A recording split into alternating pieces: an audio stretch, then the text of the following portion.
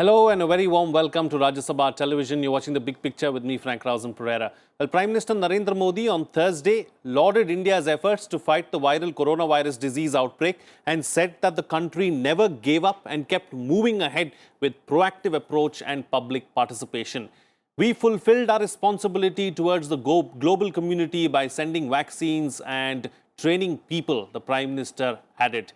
Addressing the forum, Prime Minister Modi assured the global community that India's success will help the entire world. The Prime Minister addressed the World Economic Forum's Davos Dialogue via video conferencing. The Davos Dialogues agenda marks the launch of the World Economic Forum's Great Reset initiative in the post-COVID world, the Prime Minister's office had earlier said in a statement. More than 400 top industry leaders from across the globe are attending the session. Prime Minister Modi also interacted with the CEOs during the event. In this edition of The Big Picture, we will analyze Prime Minister Modi's address at Davos. Joining me on the program today are Ashok Sajjanhar, former ambassador, Jayant Das Gupta, former ambassador of India at the WTO, and K. Badrinath, senior journalist. Thank you to all my guests for joining me on this edition of The Big Picture. Ambassador Sajjanhar, I'd like to begin the program with you first. Let's first analyze and understand the Prime Minister's speech at Davos and the key takeaways. Well, I think the most significant takeaway in my view was that he exuded confidence, positivity, and hope. That is the message that he wanted to give to the world. And that is why, all that you said earlier, Frank, that when the coronavirus hit the world and it hit India, then there were a number of experts and commentators and analysts who said that more than 700 to 800 million people in India will be affected, that there'll be casualties, fatalities of more than 2 million.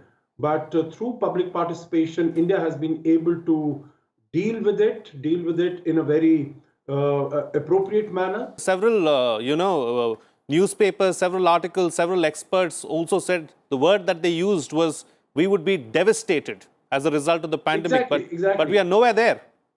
Yeah, that's true. I think that's the message that the Prime Minister wanted to give. He said that there would be a tsunami of death and destruction and positively infected cases and all. But we are nowhere that, and we have been able to overcome this challenge. And in terms of whether it is of the infected cases, now, of course, there are just about 12, 13,000 per day that we are getting. But during this period, during the last 1 year, we have been able to not only take adequate care of our own challenges, the problems that we have faced as a result of the virus, but we have reached out to the world. We have sort of, even during this period, we have sent out medicines, we have sent out medical equipment, whether it is hydroxychloroquine, remdesivir, paracetamol. And of course, there are items, medical equipment that we were not manufacturing earlier within the country, but then we rose up to the occasion. The industry and the people of India rose to the occasion. And not only now we are manufacturing them, but we are also supplying them to the world. In addition, we have now 2 coronavirus vaccines, which are in the market, and not only in India, but we are supplying them to the world also, to our neighborhood, to the developing countries, and to others. And also the message that he gave was that we are getting more vaccines are on the way, which will be coming out of India. So India has been able to deal with this coronavirus, and also in terms of economic growth, economic development, the challenges, for instance, the FDI that has come into India, that has increased by 13%. In terms of the infrastructure, in terms of digitization, in terms of the Industry 4.0, how has India tried to deal with this? So I think basically his message during his presentation, as also during his interaction with the CEOs, there were, as you said, there were 400 of them, more than 400 of them. And some of them, like the CEO of Siemens, of MasterCard, of ABB, they posed the questions, and I thought he responded to all of them with great confidence, and he invited the world industry and the world business to come to India to invest in India, because India during this period has also been able to enhance its position in terms of ease of doing business. He said we will be able to provide resilient supply chains, sustainable. We are also conscious of the challenge of climate, and there is a democracy here, so there is openness. So I think the message that he gave was that India has been able to handle this. India is on its path of self-reliance, of Atmanirbharta, and it invites the world to come here, invest here, to work with the country, because what we are going to do going forward is not, we are not going to close ourselves, but make ourselves stronger to be a part of the global community. Absolutely. Absolutely. Join us in this great journey. Going forward is what the Prime Minister's pitch was. We are going to be self-reliant. Come and be with us and ensure that the world is a better place. All right. Ambassador Dasgupta, let me come across to you now. You know, the fact that we've been able to handle this health crisis the way we have handled it, and considering that the number of cases today, you know, over the last few days, last few weeks have come down considerably and are hovering around the 10,000 to 12,000 mark. How much of an impact has it had on the economy as such? How much of confidence are investors seeing in India? And also, what is the correlation between the two? The first thing is that the world is now looking at India in a different light, because the fatality rate, if you look at it, has been less than 1.4%, whereas for the Western countries, it has been at least 3 or 4 times higher. So that is something which has been taken note of, that India has not only ridden over the crisis, but it has done so with very few fatalities. The second point is that the industry is looking up. There are many sectors which have done really well. GST collections, for instance, have been on the upswing. In December, they showed an increase over December 2019. E-way bills have increased. The Purchasing Managers Index has been more than 50 to 53. So all of these things show that the people who are at the helm of the industry, of the not only the manufacturing industry, but the services industry as well, they are all now confident that we have the worst of the crisis behind us, and that we need to move forward, we need to invest. Whether that investment which is being promised will take place or not will depend on a few other factors, and I'm sure the budget of 21-22 will provide enough incentives for industry to invest. The other factor which has been very heartening is that agriculture in the past Kharif season has been very good. It has been more than 6% over the previous year's Kharif. So agriculture, which has a role to play in the sentiments of investors, that has shown growth. So that is all to the good. And ultimately, if the pandemic had been raging, let's say, as it was in September or thereabouts of 2020, people would have been hesitant to venture out of their homes, to go to their workplaces, to look at new investments. So all this has been put behind us now, and people are looking forward to controlling the pandemic. And as the Prime Minister mentioned, 23 lakh healthcare workers, for instance, have already been inoculated. The numbers are going up every day. There was a little bit of vaccine hesitancy. Of course, this was not mentioned in the speech, but that is being overcome, I think, very surely. So the Prime Minister also mentioned that we have a target of covering about 30 crore people over the next few months. And with more vaccines now going to come from Indian manufacturers, I think he had in mind Zydus Cadila, which he had, whose plant he had visited, and the Russian Sputnik V, which is undergoing trials in India. Right. So these two are, of course, at an advanced stage of trials. And then the Bharat Biotech nasal vaccine, for which also permission has been given by the ICMR. So that is the third vaccine, which is likely to come within the next few months if the clinical trial results are positive. So all these things put together, if you look at it, the investors, I think, will be looking at moving forward with greater gusto and in a much more sure-footed manner. Absolutely. All right, K. Badrinath, let me bring you in now. Clearly, India has shown the world that we've been able to handle the pandemic much better than several of the other Western countries. Is that something that companies around the world are going to look to? Is that something that is going to nudge the companies around the world to invest in India? Oh, well,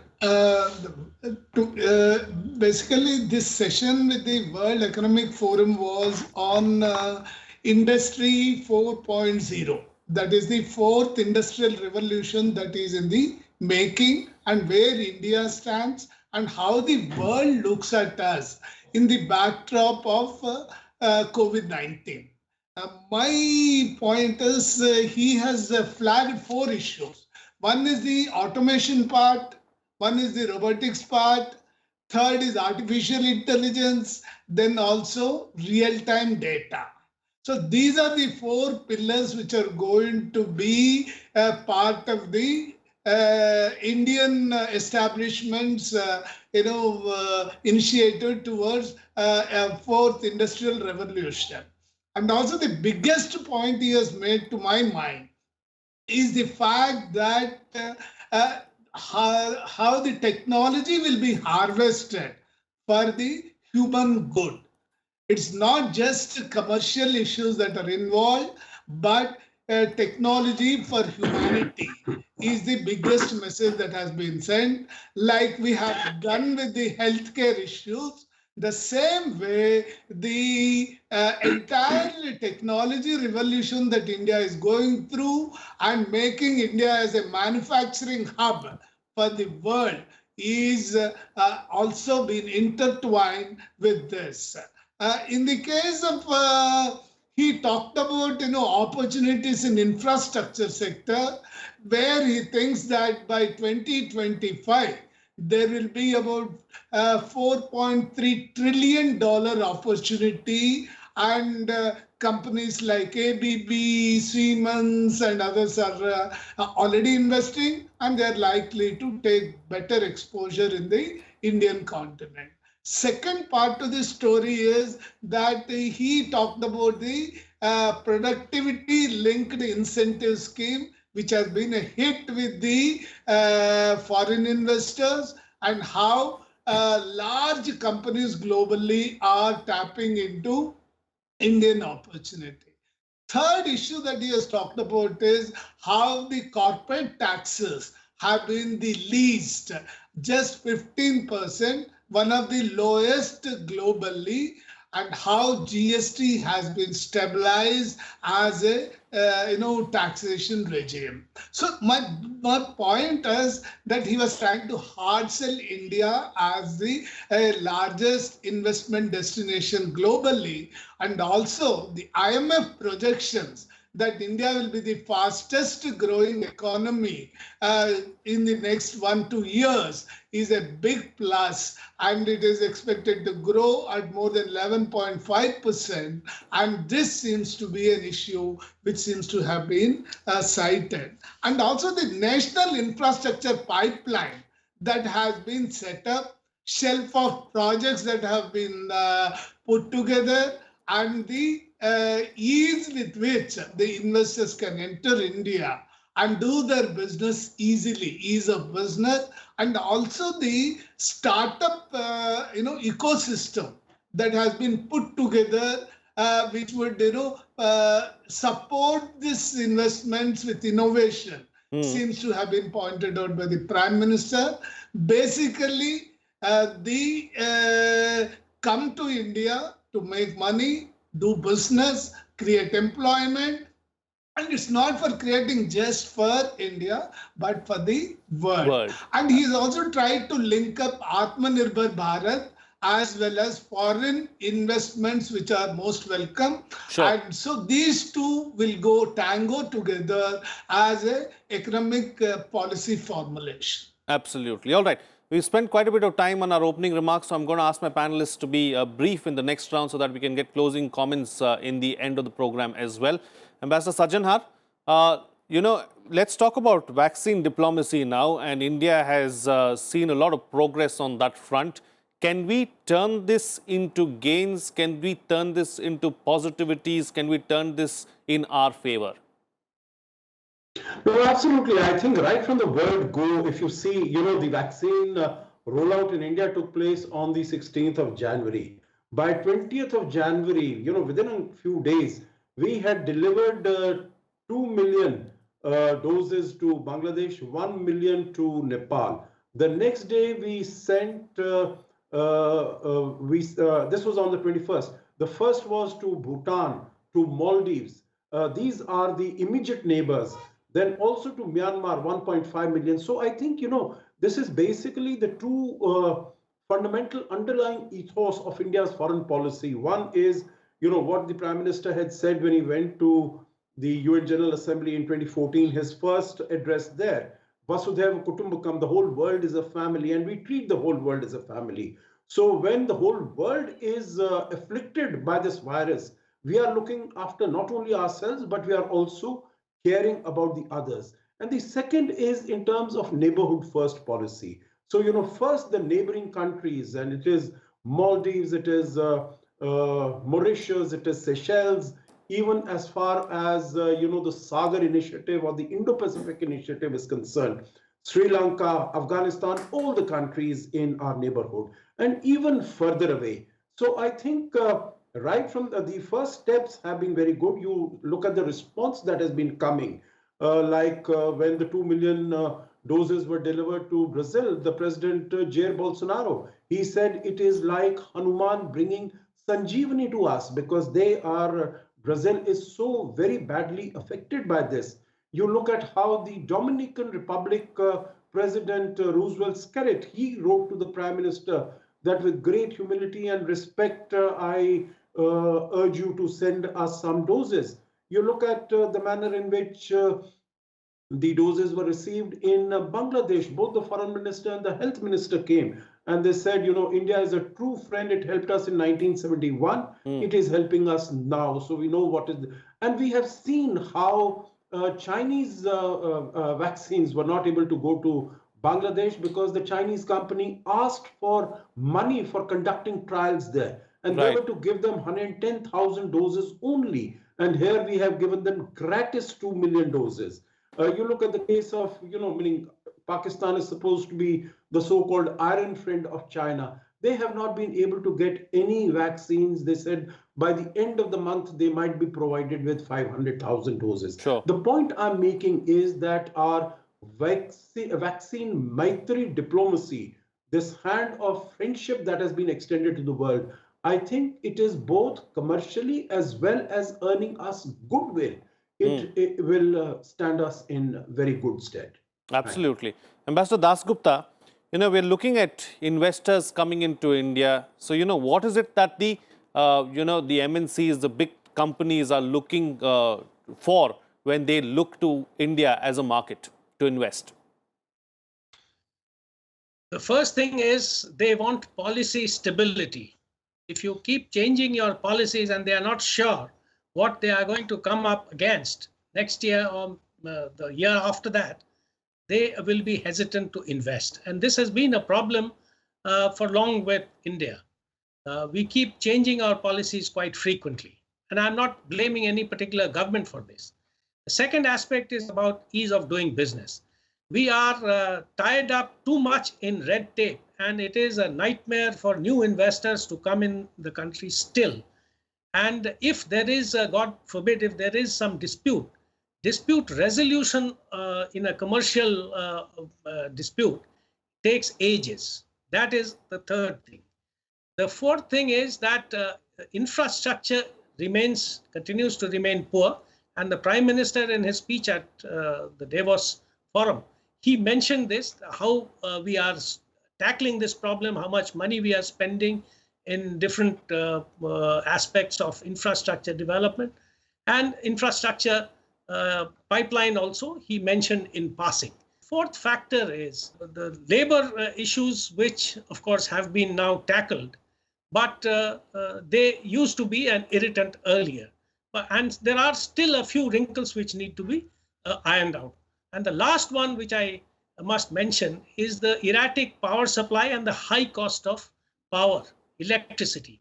These are the few factors which have been inhibiting a greater flow of investments from foreign sources. All right.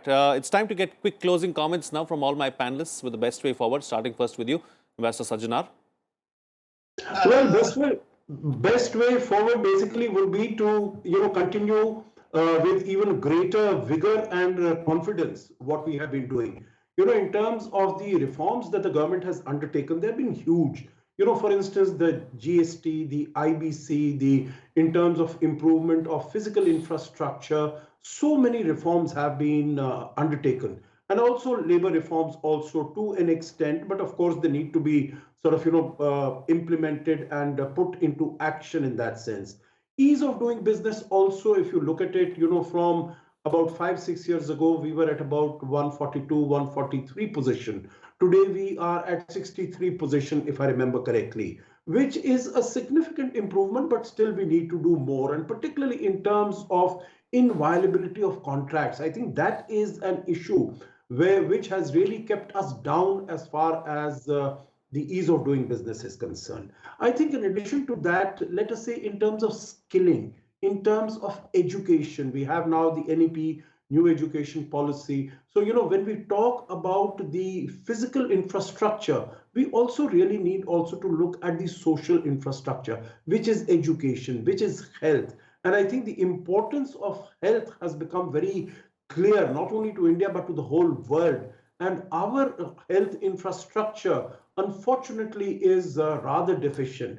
So I think how the government can invest in the health infrastructure also, that is important. I think another aspect that the Prime Minister laid particular emphasis, I think those who were listening to him would have been able to understand. He spoke about the reliability of India, about the trustworthiness of India. And that is something, that everyone knows has been missing as far as China is concerned, because either it has used it has weaponized whatever it had, it used its mask diplomacy. Of course, it also wanted to use its vaccine diplomacy, but that, it has come crashing down because neither is it its effectiveness. Like in Brazil, it was said that the effectiveness of the Sinopharm vaccine is 50.4%, while all the other vaccines, including India, are more than 90%. So I think continue on this path with greater energy, with greater enthusiasm, follow through our Atmanirbharta initiative,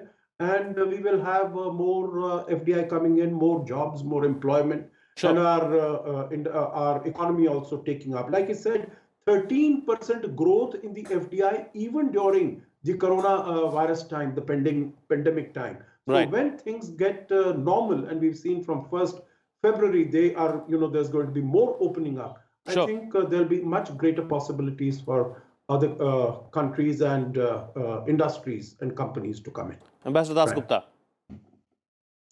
The thing which needs to be mentioned is that FDI flows, of course, are quite heartening, but they have also been, mainly in the services arena, in the digital startups, in foreign portfolio investments. As far as manufacturing is concerned, we still have a hump to cross. The second point I wanted to mention is that many of the things are, slowing down because of the states. And the states which are, are aware of this problem, sensitive to this, they are taking measures. So we need a concerted effort from all states to encourage foreign investments, domestic investments to flow, and so that the industry can grow. And the third point is that we need to emphasize the importance of the MSME sector, and what better time than this in the next budget, because the PM has also mentioned in his speech that about 450,000 MSMEs have been benefited on account of government policies, and about 13 lakh street vendors, for instance, and very small micro enterprises, they have benefited through financial inclusion through the banking process system. So these are things which we need to deepen and widen further. Absolutely. And K. Badrinath, close the show for us with your quick concluding remark. Yeah, my guess is it need not be vaccine diplomacy as such. It is more of a vaccine maitri.